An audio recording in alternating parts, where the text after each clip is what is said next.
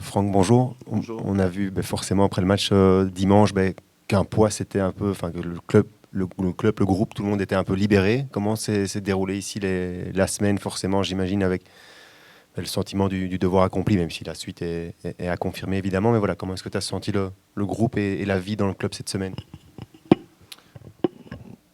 Je pense que c'est un soulagement global, puisque quelque part, dans cette situation, on se pose tous évidemment quelques questions. Et puis, effectivement, il y a la délivrance après le match.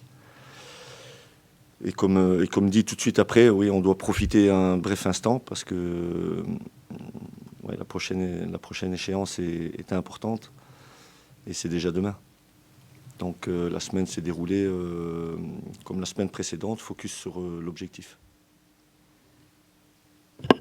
À quel genre de match tu t'attends à Genk, qui est encore peut-être le plus gros morceau actuellement en Belgique en termes d'efficacité, de jeu, de tout ce qui leur réussit pour l'instant, d'aller là-bas en plus, contrairement à l'Antwerp où c'était ici. Voilà, quel genre de match et d'affiche tu attends demain?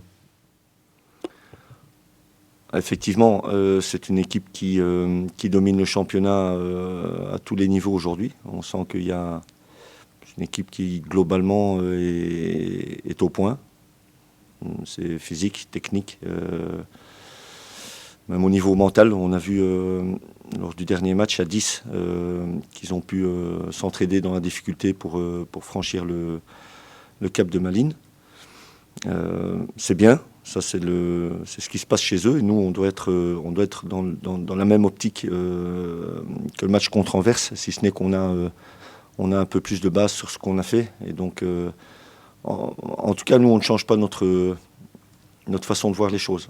On a commencé le premier combat et nous allons entamer le deuxième. Et l'objectif est pareil, se donner tous ensemble dans la même direction et essayer justement de bouleverser ce qui paraît aujourd'hui en Belgique intouchable. Franck, bonjour.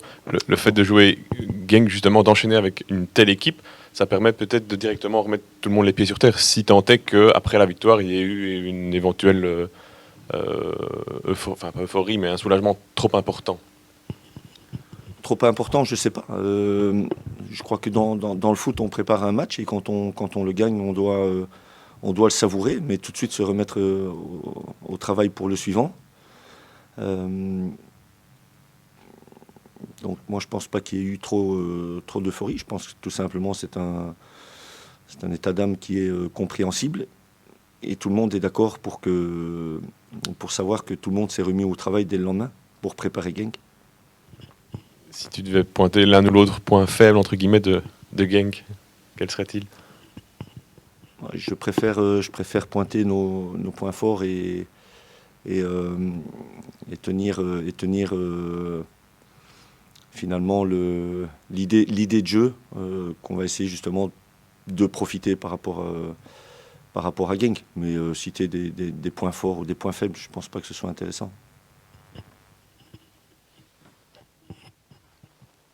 On imagine forcément que là-bas, Genk aura plutôt la possession de balle, etc. Et vous, une capacité de vous projeter, comme vous l'avez montré ici la semaine dernière. Par rapport à ça, à quel point l'absence finalement de Ken est ennuyante, puisque c'est un des meilleurs donneurs d'assist et un des joueurs les plus percutants forcément sur le flanc.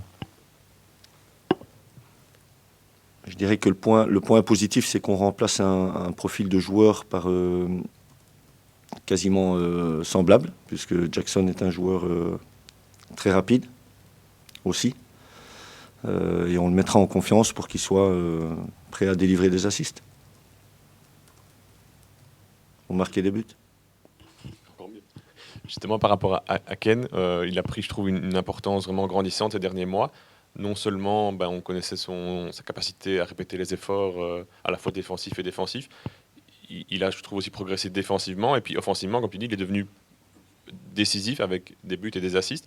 Quel regard tu portes sur ces derniers mois, justement, son évolution?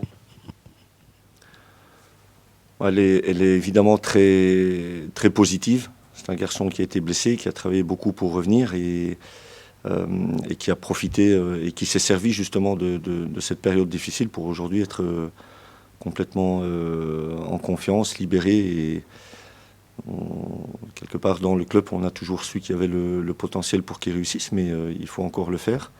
Et je dois dire que le garçon, finalement, a beaucoup de maturité par rapport à son jeune âge.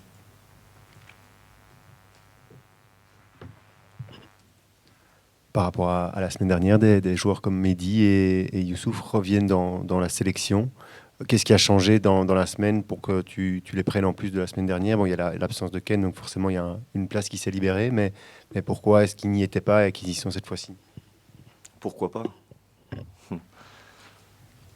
C'est des raisons précises.